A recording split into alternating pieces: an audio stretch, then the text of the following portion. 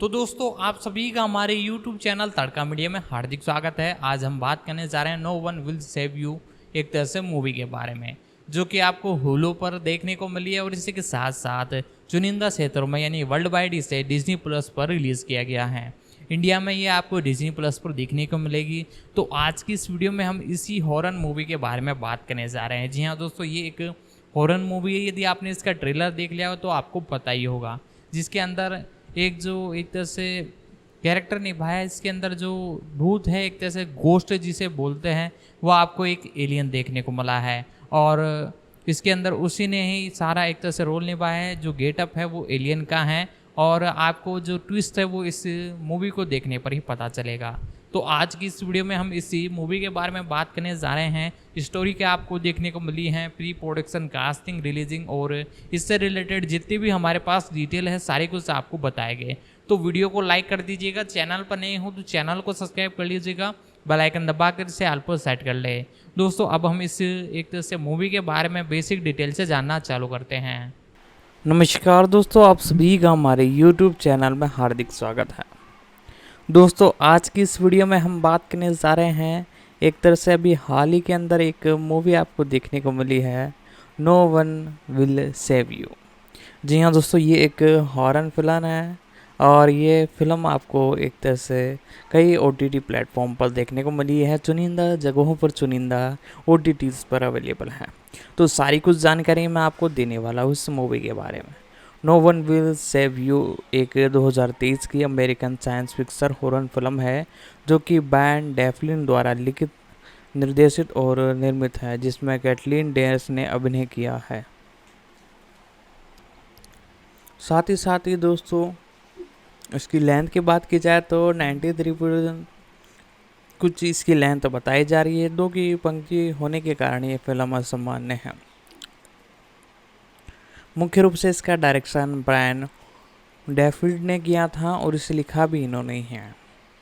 इसका production team right ने किया है और ट्रेवल राइट ने और एलम मैडबल और बैन डॉल्फी।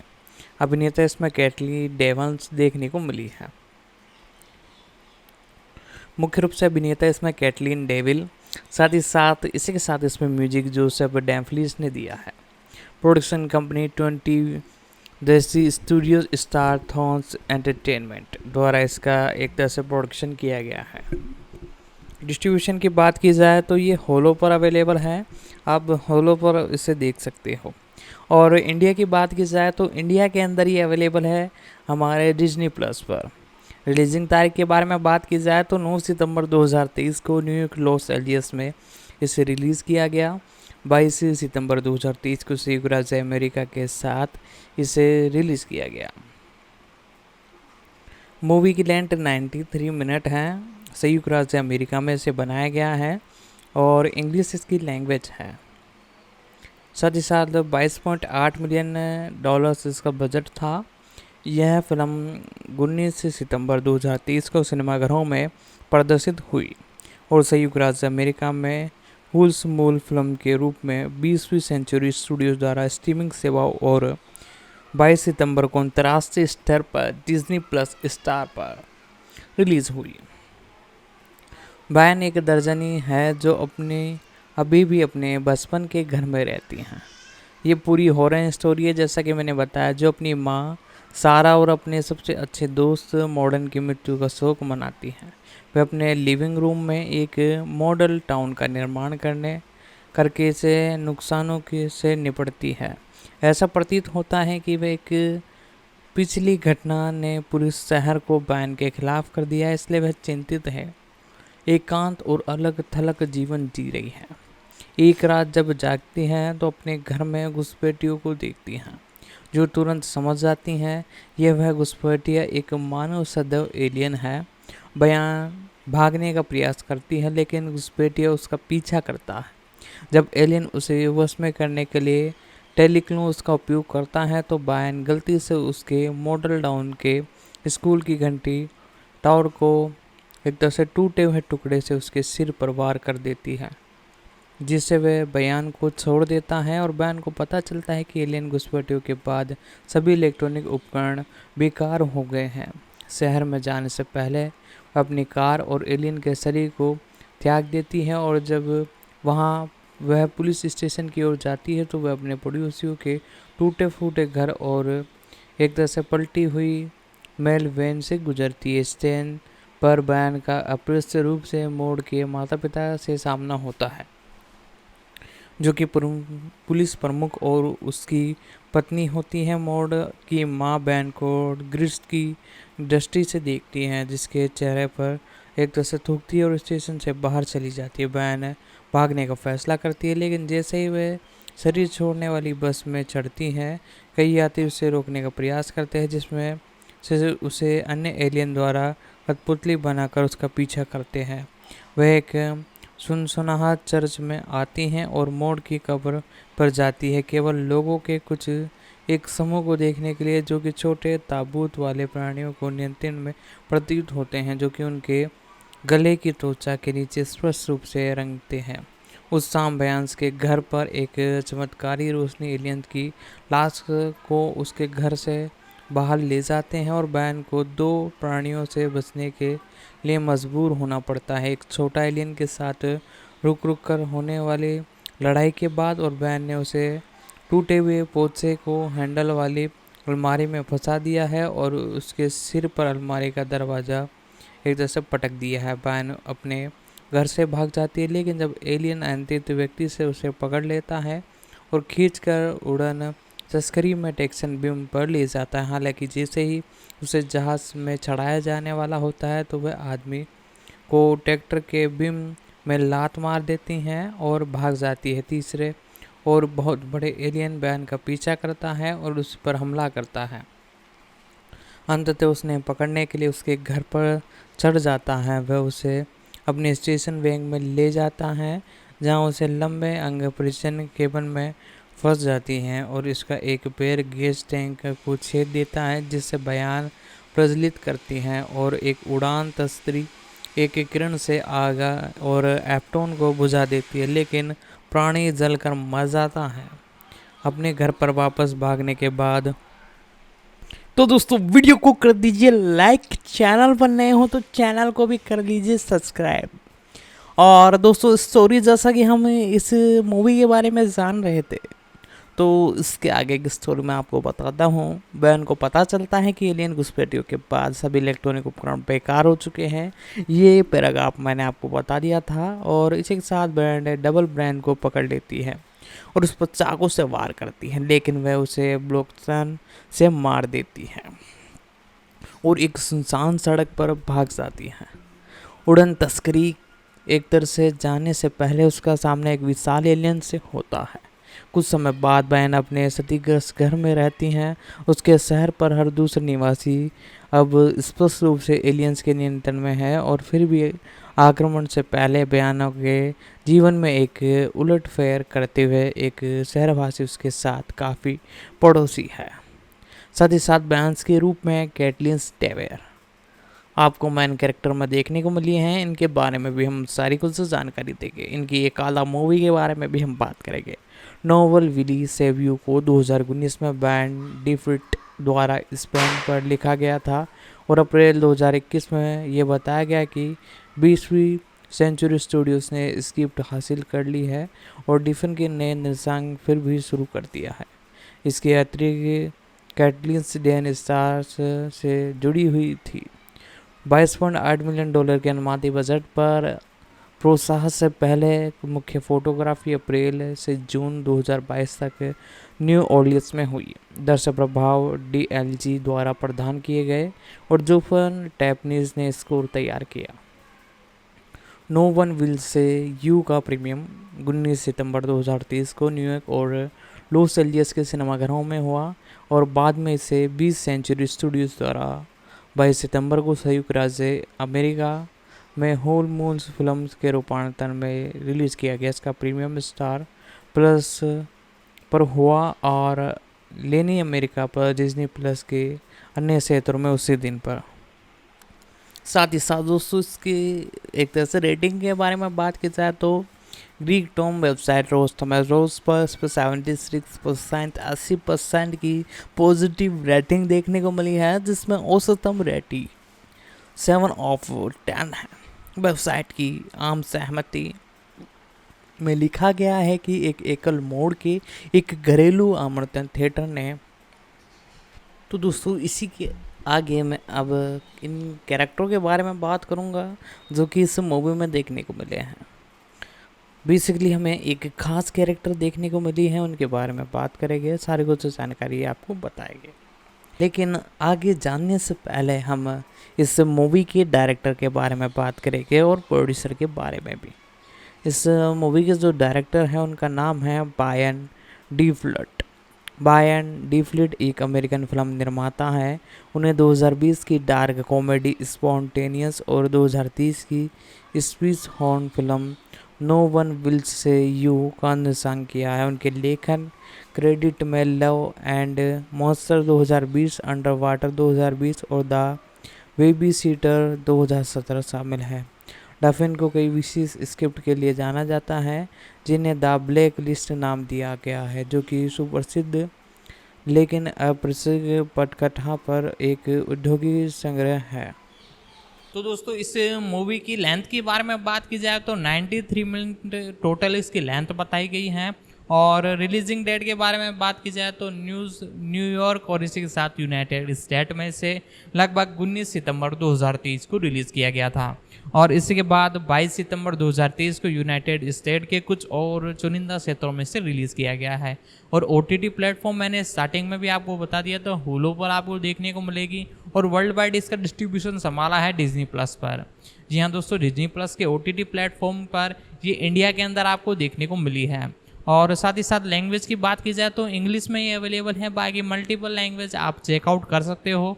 डिस्क्रिप्शन में मैंने लिंक दे दिया है, उससे क्लिक कर आप सीधा इसकी लैंग्वेज चेक कर सकते हो कि आपकी कंट्री में ये अवेलेबल है या नहीं। और साथ ही साथ दोस्तों इसकी बजट के बारे में बात की जाए तो 22.8 मिलियन का इसका टोटल बजट था। मूवी को बनाने में इतने $1 मिलियन इसमें लग चुके हैं। और अब हम इसके प्री प्रोडक्शन के बारे में कुछ और डिटेल है वो मैं आपको बताता हूँ। तो दोस्तों आज की इस वीडियो में जैसा कि हम बात कर रहे थे एक हॉरर मूवी के बारे में, जिसके बारे में मैंने आपको कई अपडेट कई डिटेल आपको बता दी थी। और अब हम जानेंगे इस मूवी के प्रोडक्शन के बारे में। जी हाँ दोस्तों, इसके जो प्रोड्यूसर हैं उनका नाम है टिम वाइट्स। जी हाँ दोस्तों, ये इसके निर्माता भी हैं। टिम वाइट्स का जन्म मुख्य रूप से 1983 को हुआ। ये एक अमेरिकन निर्माता हैं जिनकी फिल्मों में किंग रिचर्ड और एगिन जोर्सवेस शामिल हैं। दोस्तों 1983 में इन्होंने इस धरती पर जन्म लिया और लगभग 40 साल इनकी उम्र है। एनापोलिस मैरीलैंड USA में इनका जन्म हुआ। साथ ही साथ दोस्तों इसी के साथ ये इस इंडस्ट्री के अंदर बहुत लंबे अरसे से काम कर रहे हैं। और इनके बारे में मैं आपको सारी कुछ डिटेल बताऊंगा, एक एक इनकी यानी छोटी से बड़ी सारी डिटेल आपके साथ शेयर करूंगा। तो दोस्तों इनके बारे में बात की जाए तो बेसिकली 1986 में इनका जैसा कि मैंने जन्म हुआ। और इस इंडस्ट्री में ये 2007 से जुड़े फिल्म निर्माता हैं और ब्रैड के भाई है। जी हाँ दोस्तों, इसी के साथ 2030 में ब्रैड को उनके भाई ट्रेवल और विलियम सिमर के साथ किंग रिचर्ड के लिए सर्वश्रेष्ठ चित्रण के लिए अकादमी पुरस्कार नामांकन भी प्राप्त है। यानी इन्होंने अवार्ड्स भी जीता है, लेकिन एक तरह से जीत नहीं पाए। नामांकित किया गया लेकिन ये जीत नहीं पाए। और इसी के साथ ब्राइट 2020 के academy of motion pictures awards में मुख्य रूप से साइंस और प्रोडक्शन गिल्ड ऑफ अमेरिका में शामिल हुए। वह नियमित रूप से अपने भाई ट्रेवल वाइट के साथ निर्माता कार्य का साझा करते हैं। और वाइट एनापोलिस मैरीलैंड में पले बड़े, जहाँ उन्होंने की स्कूल में पढ़ाई की। उनकी माँ बैटन एक वृत्तीय चित्र फिल्म निर्माता है और एनापोलिस फिल्म फेस्टिवल की निर्देशक और सह संस्थापक हैं। वाइट में स्नातक के रूप में विलियम्स कॉलेज में दाखिला लिया। 2005 में स्नातक की उपलब्धि प्राप्त की और विलियम्स में रहते हुए उन्होंने वॉस्टिंग टेलियन खोल और एक राष्ट्रीय चैंपियनशिप जीता। फिल्मोग्राफी के बारे में बात की जाए तो जेम्सी बॉय 2016 के अंदर ये इसका निर्माण किया। और गुड नेबर्स 2016 में, एल्विस 2016 में और पोस्ट 2017 में, जिससे कई अवार्ड्स इन्होंने जीते। साथ ही साथ दोस्तों इनके अवार्ड्स के साथ मैं आपको इनके बारे में और भी कई डिटेल बताऊंगा। वीडियो को लाइक कर दीजिएगा, चैनल पर नए हो तो चैनल को सब्सक्राइब कर दीजिएगा, बेल आइकन दबा कर से ऑल को सेट कर दे ताकि हमारी जितनी भी अपकमिंग वीडियोज़ हैं उन सभी का नोटिफिकेशन आप तक पहुंच सके। तो दोस्तों एक तरह से एकेडमी अवार्ड और अकॉर्डिस अवार्ड भी इन्होंने अपने नाम किया था। इनके बारे में मैंने आपको सारी एक तरह से डिटेल बता दी है। अवार्ड्स भी इन्होंने 2-3 जीते और प्रोडक्शन गाइड अमेरिकन अवार्ड अपने नाम करते हुए नजर आए थे। साथ ही साथ प्रोडक्शन अवार्ड 2022 के अंदर ये आपको देखने को मिले लेते हुए, और साथ ही साथ इस इंडस्ट्री के अंदर ये बहुत लंबे अरसे तो नहीं 2007 से देखने को मिले हैं। 3 मार्च 2018 को इंडिपेंडेंट स्पिरिट अवार्ड इन्होंने अपने नाम किया। साथ ही साथ ट्रेवल वाइट अवार्ड ये अपने नाम करते हुए नजर आए।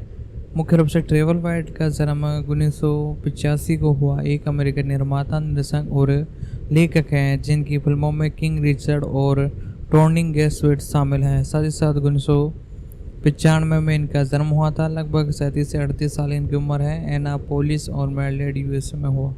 मुख्य रूप से कॉलेज विश्वविद्यालय से ये ग्रेजुएट है। फिल्म निर्माता हैं, 2007 से इस इंडस्ट्री में काम कर रहे हैं। टिम राइट इनके एक तरह से भाई हैं। साथ ही साथ दोस्तों 2022 में विड को उनके भाई टिम और विल स्टीन के साथ किंग रिचर्ड के लिए सबसे जीतने के लिए अकादमिक पुरस्कार मिला, जैसा कि इनके भाई के बारे में भी मैंने बताया था। और वाइट एनापोलियन मेरिटन में पले बढ़े जहाँ उन्होंने द स्कूल में पढ़ाई की। उनकी माँ पेटन एक वर्ची चित्रण फिल्म निर्माता हैं और ऑन प्लिस फिल्म फेस्टिवल के निर्देशक और संस्थापक है। वाइट ने स्नातक के रूप में कोनस विश्वविद्यालय में दाखिला लिया। 2007 में उन्होंने स्नातक की उपलब्धि प्राप्त की। वह सिंगल पाई वृद्धान के सदस्य है। दोस्तों इसी के साथ जेम्स बोन्स इन्होंने डायरेक्ट की 2016 में, और द गुड मैग्नाइट 2016 में, और LBC 2016 में। साथ ही साथ द पोस्ट 2017 में, और इसी के साथ द इवनिंग हाउंस 2020 में, और द वाटर वॉल के 2020 में। साथ ही साथ किंग रिचर्ड 2021 में। साथ ही साथ और भी कई जगह देखने को मिले हैं, और इसी के साथ इनके बारे में मैं आपको और डिटेल बताऊंगा। वीडियो को लाइक कर दीजिएगा। इसमें जो एक चुनिंदी एक तरह से बंदी देखने को मिले कैरेक्टर जिन्हें आप बोल सकते हो कैटलिन रोशन डेविल इनका नाम है, और 22 दिसंबर 1986 को इनका जन्म हुआ था। एक अमेरिकन अभिनेत्री हैं। उन्होंने FX क्राइम ड्रामा टेलीविज़न श्रृंखला जस्टिफाइड 2011 से 15 में, ABC force systems last man study 2011 से 21 में, नेटफ्लिक्स द्वारा मिनी सीरीज एंड ब्लीलेव 2019 और होलो ड्रामा ड्यूपियंस में अपनी भूमिकाओं के लिए पहचान मिली। 2021 में उन्होंने एना ब्रिलेंस के लिए golden global KIST child award नामांकन अर्जित किया, और डेप्शन के साथ बात के लिए प्राइम टाइम एमी पुरस्कार अपने नाम किया। साथ ही साथ दोस्तों इसी के साथ कैटलिन रोशन डेविन इनका नाम है। 21 दिसंबर 1986 को इनका जन्म हुआ था।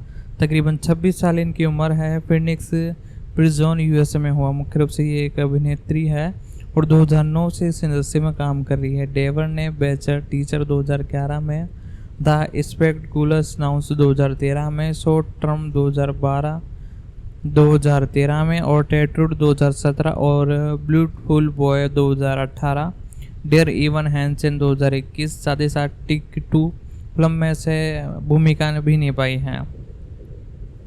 साथ ही साथ स्वर्ग 2012 और डेट फॉल्स 2019 और बुक स्टार्ट 2019 और रोजन्स। और साथ ही साथ अभी जिस मूवी के बारे में बात कर रहे हैं उस मूवी में भी आपको ये देखने को मिले हैं। तो इनके बारे में भी मैंने आपको सही अपडेट बता दी है। यदि आपको हमारी ये वीडियो पसंद आती हैं आज की, तो वीडियो को लाइक कर दीजिएगा। चैनल पर नहीं हो तो चैनल को सब्सक्राइब जरूर से कीजिएगा। बेल आइकन दबा कर इसे ऑल पर सेट कर दे ताकि हमारी जितनी भी अपकमिंग वीडियोज़ हैं उन सभी का नोटिफिकेशन आप तक पहुंच सके। साथ ही साथ दोस्तों ज़्यादा से ज़्यादा हो सके तो इस वीडियो को अपने दोस्तों तक भी शेयर कीजिएगा ताकि वो और लोग भी इसे देख पाए। और साथ ही साथ एक प्यारा सा कमेंट नीचे कमेंट बॉक्स में लिख दीजिएगा। और साथ ही साथ यदि आपको और भी किसी मूवी या सीरीज़ के बारे में जानना हो तो एक प्यारा सा कमेंट नीचे कमेंट बॉक्स में लिख सकते हैं। हम उस पर डेफिनेटली वीडियो लाने की कोशिश करेंगे। साथ ही साथ दोस्तों इसी के साथ मैंने आपको सारी कुछ डिटेल मैंने बता ही दी है, और अब हम जानते हैं इसके और एक जैसे कैरेक्टरों के बारे में। जैसा कि मैंने बताया था कि एक ही कैरेक्टर आपको देखने को मिले हैं, और साथ ही साथ दोस्तों इसी के साथ वीडियो को लाइक कर दीजिएगा। साथ ही साथ दोस्तों इसी के साथ इनके बारे में मैं आपको एक तरह से स्ट्रगल इनकी जो थी उसके बारे में मैं बताता हूँ। डेवर का जन्म फिनिक्स एरिज़ोना में टीमन और कैथ डेवंस के घर पर हुआ। उसकी 2 छोटी बहनें हैं, मैडिन और जेना डेवन, और 5 साल की उम्र में उनके माता पिता ने उन्हें एक अभिनय स्कूल में भेज दिया, जिसमें उन्होंने प्रदर्शन कला में रुचि हो गई और उन्होंने अभिनय पर ध्यान केंद्रित करने लगे और जिम्नास्टिक, बेल और आइल स्केटिंग में भी भाग लिया। उसके बाद उनका परिवार डालस चला गया, जहां उन्होंने लॉस एंजलिस जाने से पहले कई विज्ञापनों की शूटिंग की। साथ ही साथ 2009 से 2012 में इस इंडस्ट्री को पूरी एक तरह से इन्होंने अपना हर कुछ सौंप दिया। डेवंस की पहली उल्लेखनीय भूमिका मार्च 2009 के अंदर फिल्म एन अमेरिका गर्ल्स और क्रिस स्टैन स्टोफन और गेवन थॉम्स के रूप में थी। साथ ही साथ दोस्तों इसी के साथ मुख्य रूप से 2011 में उन्होंने FX सीरीज जॉस्टिन में लोडन मैकब्रिज की रूप में शुरुआती बैकग्राउंड भूमिका निभाई। उसी वर्ष उन्होंने ABC के बाद एक नई भूमिका निभाई जिसके अंदर ये आपको देखने को मिले। साथ ही साथ दोस्तों उसी वर्ष उन्होंने NBC के बाद फोक्स में लास्ट मैन स्टैंडिंग में नियमित श्रृंखला के रूप में लिया, जिसमें टीम एलन ने उनके पिता की भूमिका निभाई। श्रृंखला के 7वें सीजन की शुरुआत में डेवन अन्य फिल्म और टेलीविज़न निर्माताओं पर ध्यान केंद्रित करने के लिए एक आवर्ती भूमिकाओं में दिखाई दिए, और डेन और अन्य टेलीविज़न क्रेडिट ने मेक इन बॉय और ब्रेक इन। तो दोस्तों इसी के साथ हम आगे बढ़ते हुए इन कैरेक्टरों के बारे में और डिटेल आपको बताया गया, तो वीडियो को लाइक कर दीजिएगा। चैनल पर नए हो तो चैनल को भी सब्सक्राइब कर दीजिएगा, बेल आइकन दबाकर इसे ऑल पर सेट कर दीजिएगा ताकि हमारी वीडियो का नोटिफिकेशन आप तक पहुंच सकेगा, और बेल आइकन ज़रूर से ऑन कीजिएगा। तो दोस्तों हम जैसा कि कैरेक्टर के बारे में जान रहे थे, इस मूवी के अंदर जो कैटलिन डेवर्स नाम की कैरेक्टर थी उन्होंने बहुत ही बेहतरीन रोल निभाया है। डेवर्स का जन्म मैंने बताया था फिनिक्स एरिज़ोना में टीम कैथर डेवर्स के घर पे हुआ। उनकी 2 छोटी बहनें हैं, मेडा और जेन डेवर। 5 साल की उम्र में उनके माता पिता ने उन्हें एक अभिनय स्कूल में भेज दिया, जिसमें उन्होंने प्रदर्शन कला में रुचि दिखाई। उन्होंने अभिनय पर ध्यान केंद्रित करने तक जिम्नास्टिक, बेल्स और आइस स्केटिंग में भी भाग लिया। इसके बाद उनका परिवार डलास चला गया, जहां उन्होंने लॉस एंजलिस जाने से पहले कई विज्ञापनों की शूटिंग की। साथ ही साथ दोस्तों इसी के साथ 2009 से 2012 के बीच में इनके करियर की शुरुआत किस प्रकार से हुई इसके बारे में बात करते हैं। डेवर्स की पहली उल्लेखनीय अभिनय 2009 की film an American girl Chrissa स्टेड स्ट्रॉन्ग में ग्रेव थॉम्सन के रूप में थी। 2011 में उन्होंने FX सीरीज जिस फाइंड में लोरेन मैकक्रीड के रूप में भी शुरुआत बैक आउट भूमिका मिली। उसी वर्ष उन्होंने ABC और बाद में फोक्स सिटकॉम्स और लास्ट मैन स्टैंडिंग में एक नियमित श्रृंखला के रूप में भाग लिया, जिसमें टीम एलेंस ने उसके पिता की भूमिका निभाई। श्रृंखला के 7वें सीजन की शुरुआत होकर डेवन अन्य फिल्म और टेलीविज़न परियोजनाओं का ध्यान केंद्रित करने के लिए एक आवर्ती भूमिकाओं में दिखाई दी। डेवंस के अन्य टेलीविज़न क्रेडिट में माइक इन और ब्रेक इट और मॉडर्न फ्लैशन और प्राइवेट प्रोटेक्ट और पार्टी डाउन द मेंट्रीज और क्रब योर उत्साह शामिल है। उनकी 2011 की फिल्म क्रेडिट में सिनेमा वेराइट और बैड टीचर्स की क्लीन इंस्टीट्यूट द्वारा निर्देशित फिल्म जे एडगार्ड शामिल है। 2012 में डेर को 32वें यंग ऑस्टिन अवार्ड में 3 बार नामांकन किया गया और बेड टीचर और लास्ट मैन स्टैंडिंग में उनकी सहायक भूमिकाओं के लिए, जस्टिन फाइन में उनकी आवर्ती भूमिकाओं के लिए। 2013 में वह समीक्षकों द्वारा प्रशंसित फिल्म द स्पेन नाउन और शॉर्ट टर्म 12 में बी लोशंस के साथ सहायक भूमिकाओं में दिखाई दी। बाद में उन्होंने भूमिकाओं की आलोचनाओं में व्यापक प्रशंसाएं मिली। डेनर ली शोल्टन द्वारा निर्देशित 2014 की डार्क कॉमेडी फिल्म लेग्जिन में क्रू ग्रेसन और मॉर्टन और कैरियन इन नाइटिन के साथ दिखाई दी। उसी वर्ष उन्होंने जेम्स रिटमैन द्वारा निर्देशित फिल्म मैन वी में चिल्ड्रन में सह अभिनय किया। 2014 में उन्होंने सहायक कलाकार के रूप में अपनी पहली ड्रामा फिल्म आउटसाइडर इन के लिए सोडल्स के साथ फिर से जोड़ी बनाई। 2017 में वे डॉल्गन विल्किंस ईयर और of Thames and Deccan film परियोजना में शामिल हुई, जिसमें डेन सहायक भूमिकाओं में नजर आए।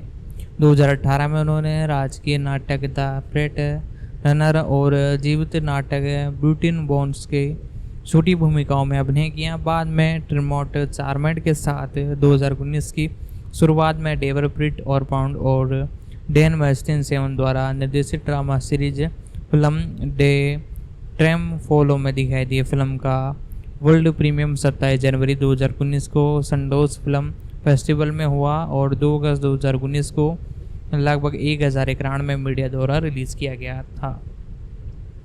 साथ ही साथ दोस्तों 2019 के मध्य में डेरेस ने ऑलविस वाइड द्वारा निर्देशित समीक्षाओं द्वारा प्रशंसा और किशोर कॉमेडी ब्लॉक स्मार्ट में बेनी ब्रेस्टन के साथ अभिनय किया। फिल्म की वैश्विक प्रीमियम 11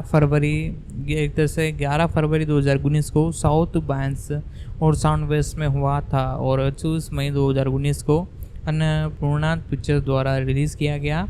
उन्होंने नेटफ्लिक्स मिनी सीरीज एन ब्लिस में भी अभिनय किया, जिसका प्रीमियम सितंबर 2019 में हुआ और डेवंस के प्रदर्शन की आलोचनाओं द्वारा प्रशंसा की गई।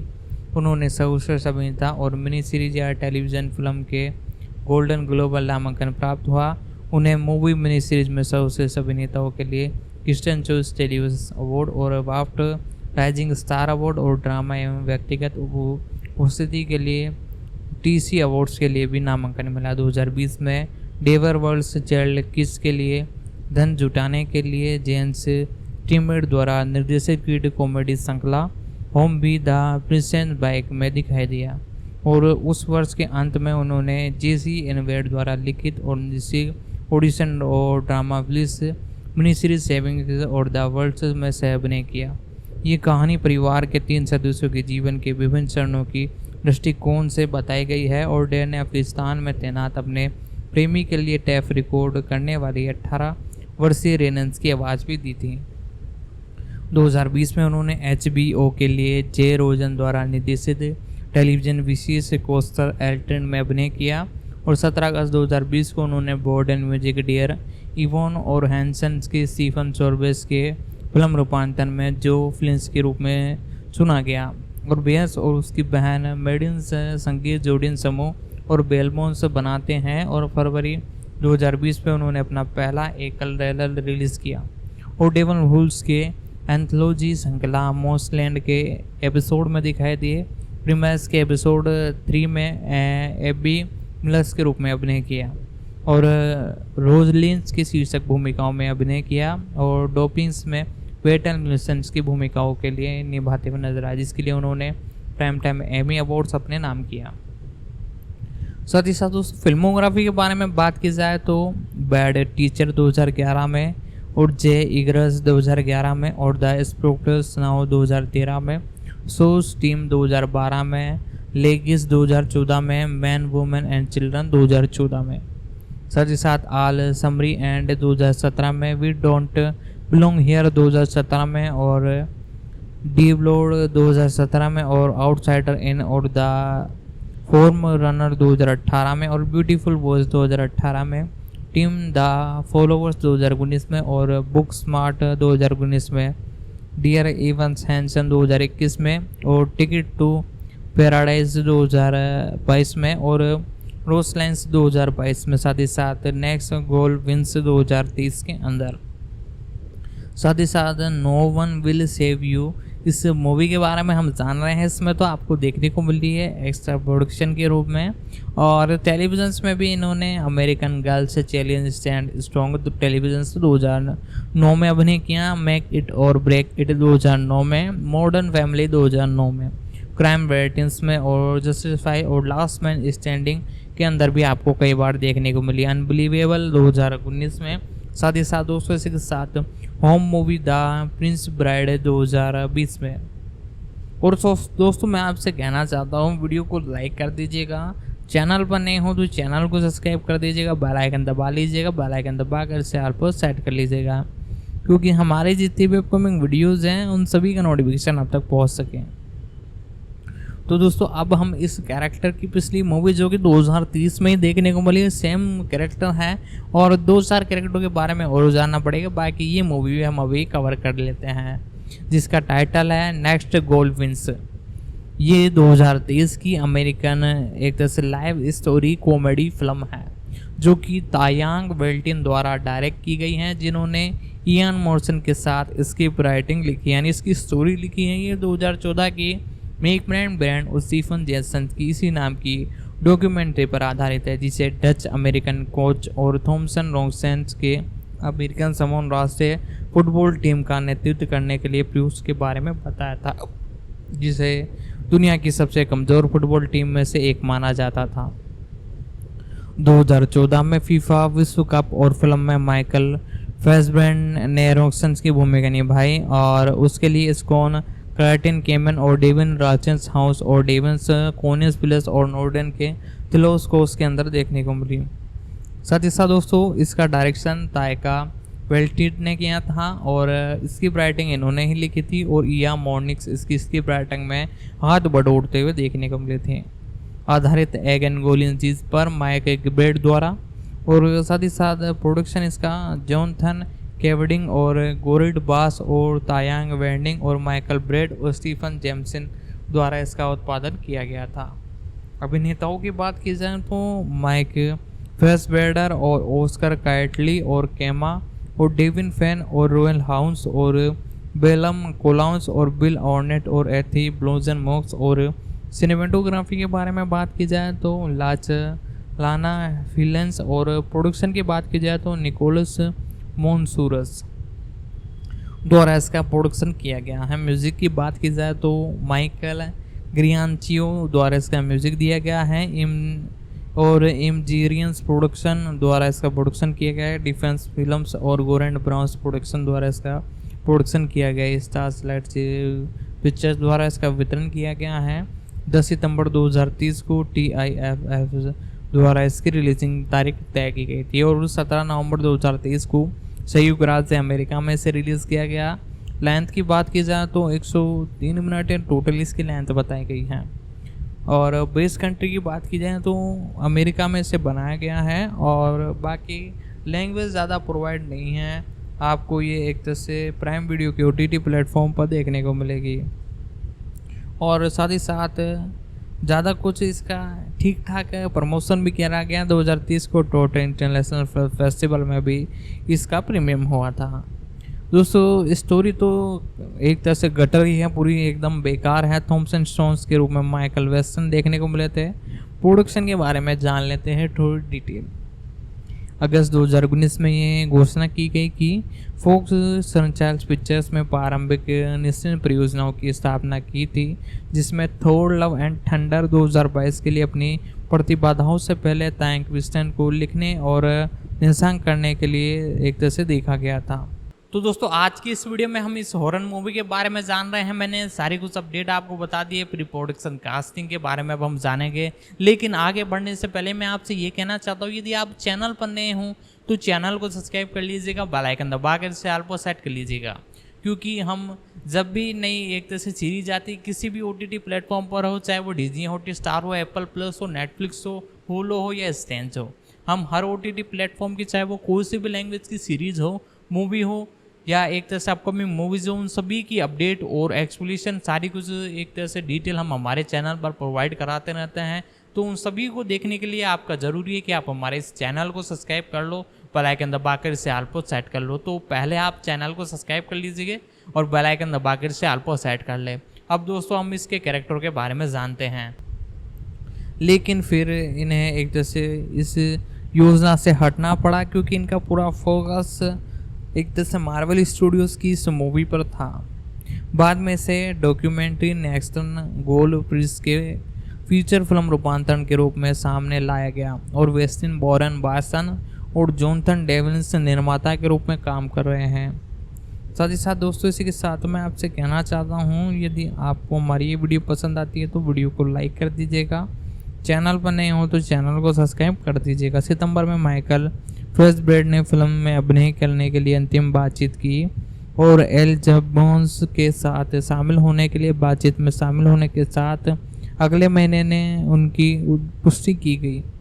और नंबर 2019 में ये घोषणा की गई कि कैमलोस ओस्कन और कार्ली डीवन फैंस और बेलाउन कोलस और लीही फेल्ब्रोस और सैमी विल्सन और ऊली चार्लोस हाउस क्रिस ऑल्बन और मिस गोल कलाकारों में शामिल हो गए। और दिसंबर 2019 में आमी हैम्ब्रूड फुटबॉल फ्रेडन अमेरिकन सामोस के एक कार्यकारी के रूप में भूमिका निभाई और फिल्म के लिए कलाकारों में शामिल हुए।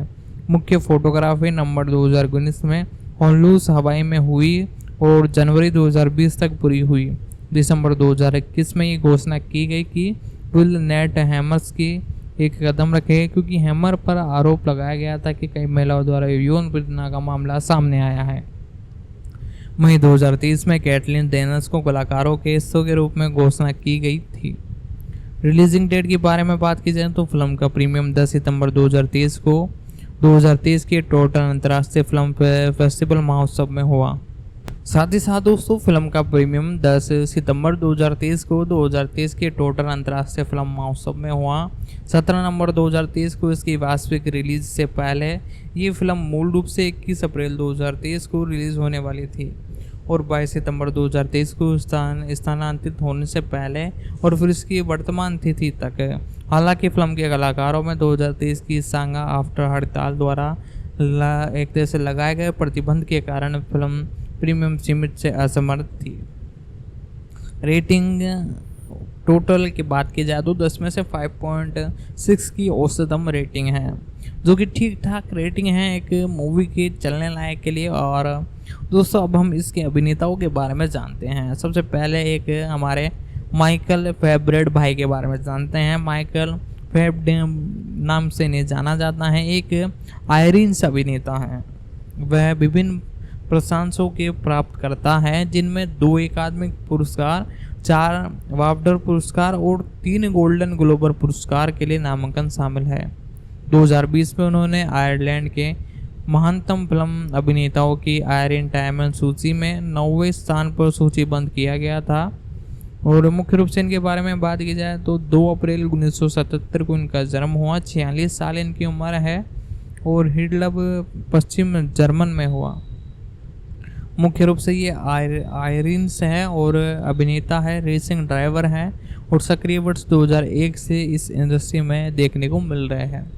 और काम भी इनका बहुत ज़बरदस्त है। इनके बारे में मैं बताऊंगा, एक एक करके सारी जानकारी दूंगा। तो आपका ये काम बनता है कि वीडियो को लाइक कर दिए, चैनल पर नहीं हो तो चैनल को सब्सक्राइब कर लीजिए ज़रूर से, बेल आइकन दबा लीजिए, बेल आइकन दबा कर इसे ऑल पर सेट कर लीजिए। तो दोस्तों इसी के साथ एल्सिया वीकेंडस इनकी पत्नी बनी। 2017 में इन्होंने शादी की। इनके एक बच्चा भी है। फेब्रेड ने अपने पहली फीचर फिल्म की शुरुआत लगभग 30 2006 में शुरुआत की। शुरुआती भूमिकाओं में HBO mini series bad of brothers 2001 में देखने को मिले और इसी के बाद इनकी परफॉर्मेंस एक तरह से बढ़ती रही और इन्हें रोल्स मिलते रहे। बैक टू बैक कई मूवीज़ में देखने को मिले और उन्होंने पहली बार होंगस 2008 में अभिनय किया और साथ ही साथ फिश ट्रैक 2009 में और इनग्लोसिन बास्टेड 2009 में और जेनर आयर 2011 में और द डेंचर मेथड 2011 में शामिल है। साथ ही साथ X Men and of future past 2014 में और साथ ही साथ एक्समैन एम्प्लॉयज 2016 में होलोकास्ट सर्वेंट्स एरियन हैंडन में देखने को मिले। साथ ही साथ वाल्टर वंश के रूप में 2012 में उनकी अगली कड़ी और एलियंस वाचन 2017 में स्टीवन मैकलिन्स के नाटकीय सोम 2011 में और एक सेक्स एडिक्स की भूमिकाओं के लिए उन्होंने सर्वश्रेष्ठ अभिनेताओं का ऑपलिंस कप जीता और उन्हें गोल्डन ग्लोब और बाफ्टा पुरस्कार जीता, उसके लिए नामांकन किया गया। और 12 ईयर्स और स्पेंस 2013 में गुलाम मालिक एडविस एप्स के रूप में उनकी भूमिकाओं में उन्हें सर्वश्रेष्ठ सहायक अभिनेताओं के लिए अकादमिक पुरस्कार के लिए नामांकन दिलवाया। उन्होंने द काउंसलर 2013 फ्रेश और साथ ही साथ मैथन 2015 में भी देखने को मिले। साथ ही साथ दोस्तों स्टीन मैक्सन के नाटक सोम 2011 में एक सेक्स एडिक्ट की भूमिका उन्होंने सर्वश्रेष्ठ अभिनेता का वोल्फन पुरस्कार जीतने के लिए अपना नाम उजागर किया था। और फैडबिस ने 2017 की फेरारी चैलेंज के साथ ऑटो रेसिंग में प्रतिपादित शुरुआत की। 2023 तक वह प्रोटेन प्रतियोगिताओं के साथ ही साथ दोस्तों आगे बढ़ते हुए हम सभी कैरेक्टरों के बारे में जानते हुए हम इस कैरेक्टर के बारे में बात कर रहे थे। इनकी स्ट्रगल बचपन से आपको मैं इनके बारे में बताता हूँ। फ्रेश बेड का जन्म पश्चिम जर्मन के हिडबांस में 2 अप्रैल 1977 को हुआ। जैसा कि मैंने स्टार्टिंग में भी बताया था, एक आयरिश माँ और एडल नास से हुआ।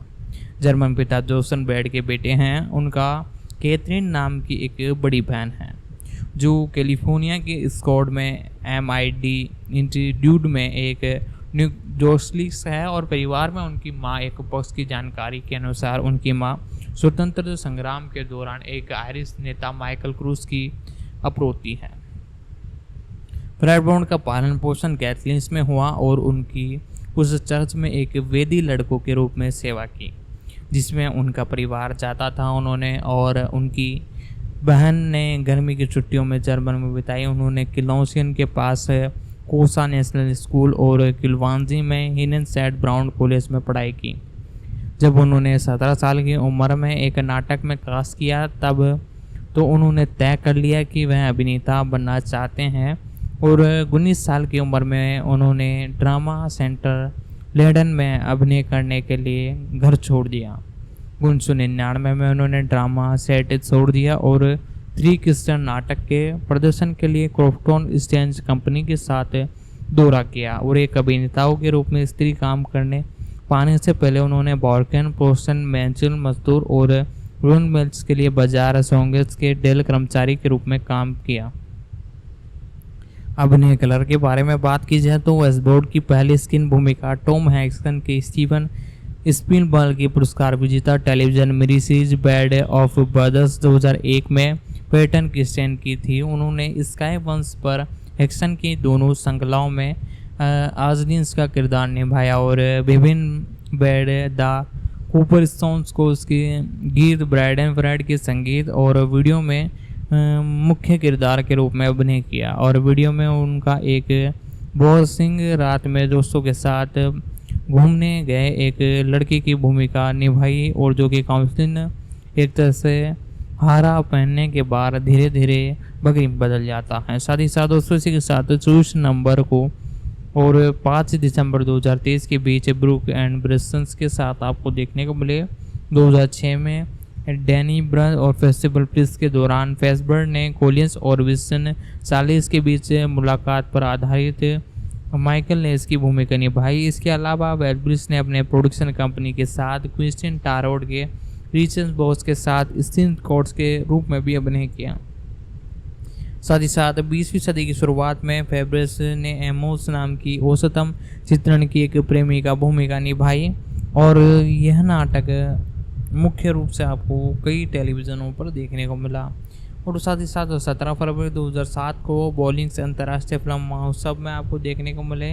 साथ ही साथ दोस्तों 2006 में फ्रोडेस ने जैक स्मैन द्वारा निर्देशित एक फ्रांसीसी एक्शन फिल्म 300 में एक युवा स्पॉट योद्धा स्टेंस की भूमिका निभाई जो कि बहुत ही ज़बरदस्त इनका रोल था। साथ ही साथ दोस्तों इसी के साथ इनके बारे में मैं आपको सारे कुछ डिटेल बता रहा हूँ तो वीडियो का आपका लाइक करना तो बनता है।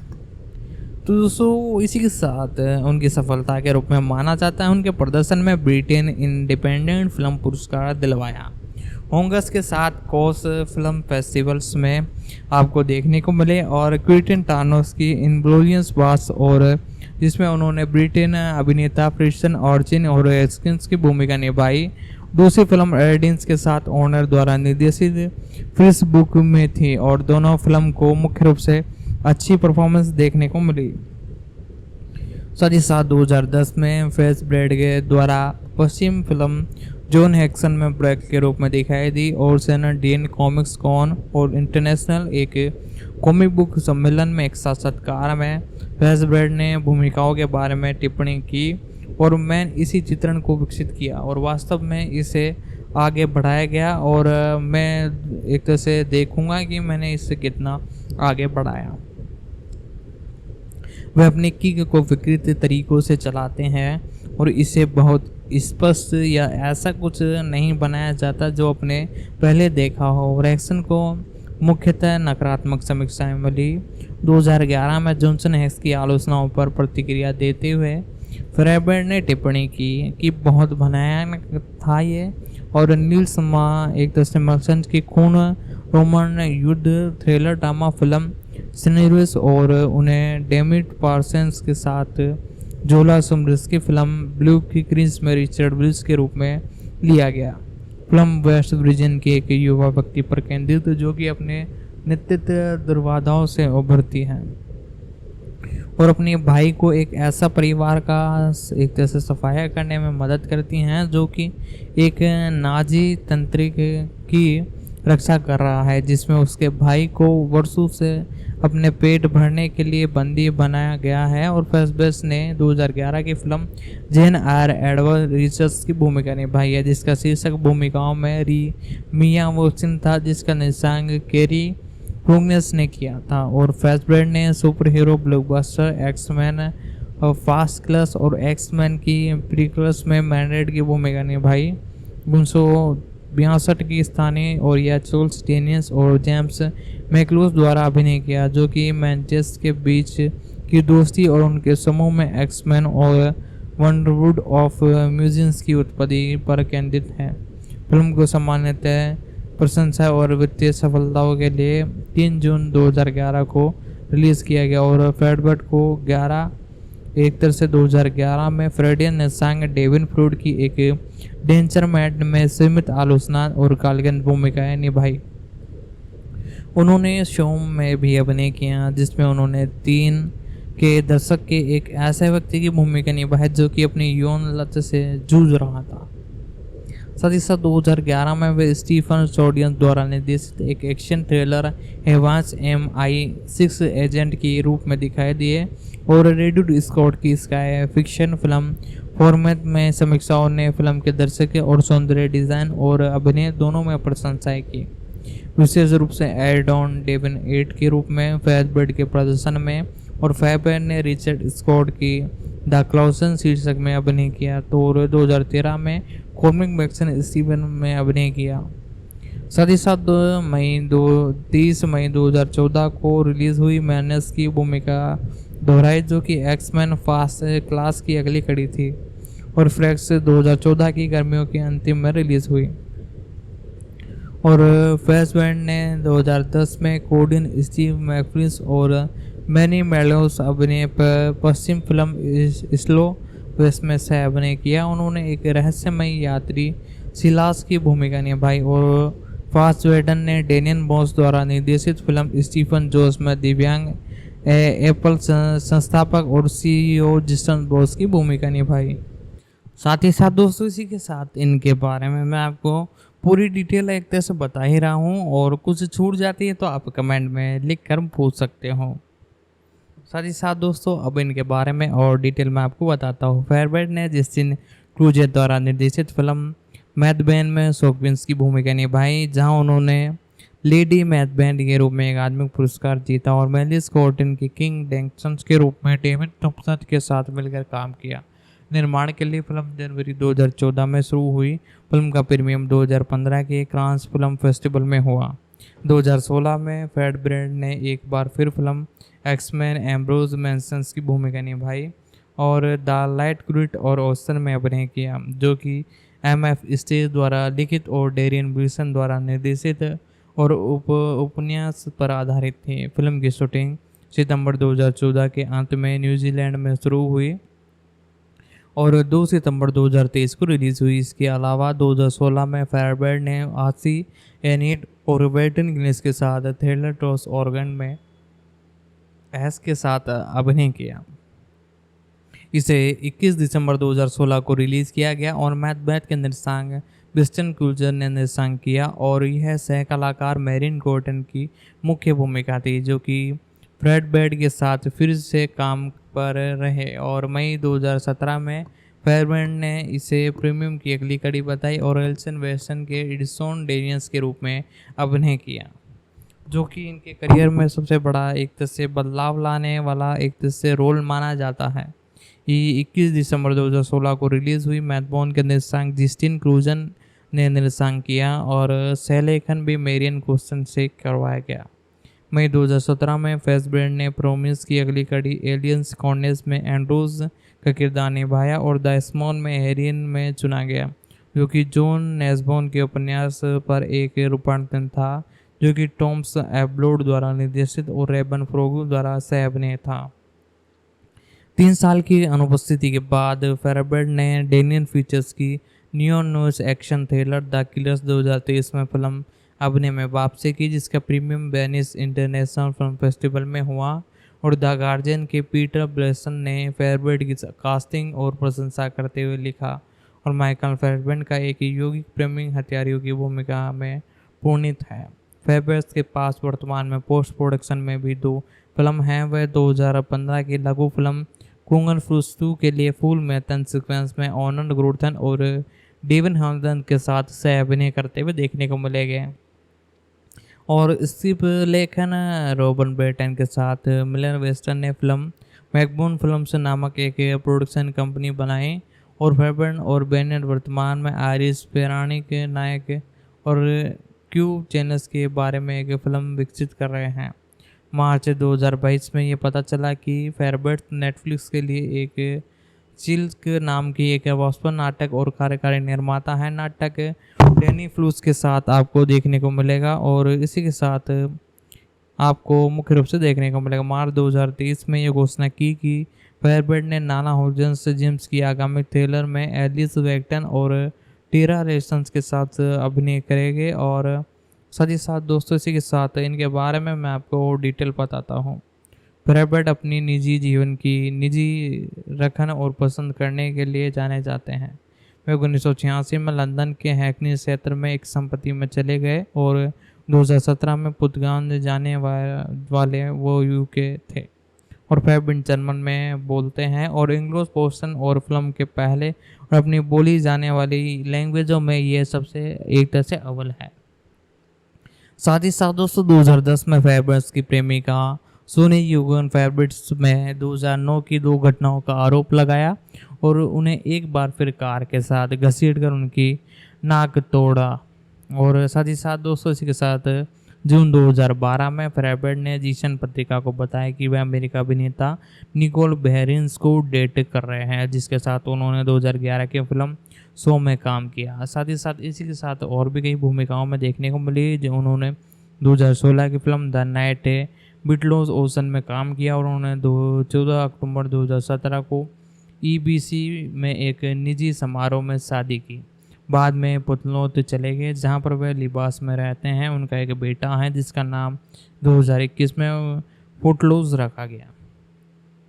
साथ ही साथ दोस्तों इस कैरेक्टर के बारे में मैंने आपको सारी अपडेट बताई, सारी कुछ जानकारी आपको दी। यदि आज की वीडियो आपको पसंद आ रही है तो वीडियो को लाइक कर दीजिएगा। दोस्तों अब हम जानेंगे हमारे अगले कैरेक्टर, जो कि इस इंडस्ट्री में एक तरह से आपको 2010 से देखने को मिले, जिनका नाम है, मैं आपको बताऊं तो बेउल्ला कोलआले। बेउल्ला कोलबाले इनका नाम है। न्यूजीलैंड के अभिनेता हैं। उन्हें CBS रिब्यूटी श्रृंखला हाई फ्लाई 9 में ऑफिसर जूनियर्स की रेसन का किरदार निभाने के लिए जाना जाता है। इनका जन्म न्यूजीलैंड में हुआ और पियोल्स इनका दूसरा नाम है जिस नाम से इन्हें जाना जाता है।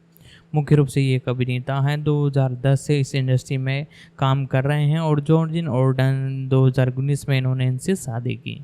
इनके 3 बच्चे हैं और कोआलेस का जन्म ऑकलैंड के मिडलोस अस्पताल में हुआ। उनका पालन पोषण मुख्य रूप से उपनगर ओल्टान में हुआ। वह सामोत वंश के हैं और कोलांस का पालन पोषण एक धार्मिक परिवार में हुआ। वह नियमित रूप से चर्च प्रस्तुतियों में प्रदर्शन करते हुए आए और ओलेंस थिएटर कंपनी मेशन कंपनी में शामिल हो गए और मैक्सविंस के साथ काम करने के दौरान बेलूड ने 2011 में प्रशंसित शो हेवंस इन द गॉट और 2012 में द ब्रेन में प्रदर्शन किया। 2010 में कोनेस ने एक तरह से पुस्तक विजेता लघु फिल्म मुंडेवा में अभिनय किया, जिसे बेलविंस और बॉल ने दोनों फिल्म समारोह में प्रदर्शन किया गया। और बाद में बोरिस में युवा वर्ग में सर्वश्रेष्ठ शॉट के लिए किस्टरवेयर जीता। और कोलिस ने विज्ञापन, फ्राइड, थ्रिलर और ड्यून्स, हेरन गिलिस और आरव पॉल के साथ अभिनय किया, जो पूरी तरह से टारमोर फिल्म थी। और कोआल्स 6 भाई बहनों में से सबसे बड़े थे। उनके 4 छोटे भाई, एक छोटी बहन और उनकी प्रेमिका जॉर्जियन ऑर्टन और उनके जुड़वा बेटे हैं। कोआल्स ने कहानी के साथ उनकी पसंदीदा फिल्म द लायन किंग में भी अभिनय किया, आवाज़ दी। उनकी कई मूर्तियाँ हैं जिसमें क्लूजन बोर्ड और डेमन वॉशिंगटन शामिल है। यह आपको ग्रांड्स 2010 में देखने को मिले और मॉर्वस 2010 में और ट्यूटियंस 2012 में और फैंटीज 2013 में। द किक के अंदर भी आपको देखने को मिले हैं 2014 में। द लास्ट सेंस 2014 में। 1000 रुपीज़ 2016 में। साथ ही साथ thank you of your service 2017 में। साथ ही साथ शैडो इन द क्लाउड 2020 में। डूल्स 2012 में। साथ ही साथ नेक्स्ट गोल विंस 2023 में। साथ ही साथ शॉर्ट एंड स्टीन 2013 से 14 में। हैरी 2013 में और फ्रेस 2013 में। साथ ही साथ इसी के साथ और भी कई भूमिकाओं में देखने को मिले हैं। अभी हाल ही के अंदर NCIS हैवलीस 2022 में देखने को मिले हैं और थिएटर में भी इन्होंने काम किया है और berlin international film festival award अपने नाम करते हुए नजर आए हैं। New Zealand film and television award 2014 में आपको देखने को मिले हैं। साथ ही साथ दोस्तों मैं आपसे यही कहना चाहता हूँ, यदि आप चैनल पर नए हों तो चैनल को सब्सक्राइब कर लीजिएगा, बेल आइकन दबा कर इसे ऑल पर सेट कर ले, ताकि हमारे जितनी भी अपकमिंग वीडियोज़ हैं उन सभी का नोटिफिकेशन आप तक पहुँच सके।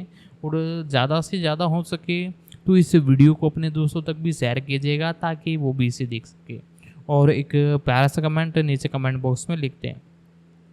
तो दोस्तों अब तक हमने इन 2 मूवीज़ के बारे में जाना, एक हॉरर मूवी और इनकी एक रोमांटिक कॉमेडी मूवीज़ के ऊपर भी हमने बात कर ली, यानी 2 टॉपिक कवर हो चुके हैं और दोनों यदि आपको पसंद आए तो वीडियो को लाइक कर दें। तो दोस्तों आज की इस वीडियो में हमने इस हॉरर मूवी के बारे में जाना, जो कि एक तरह से कई OTT प्लेटफॉर्म पर आपकी कंट्री के हिसाब से अवेलेबल है।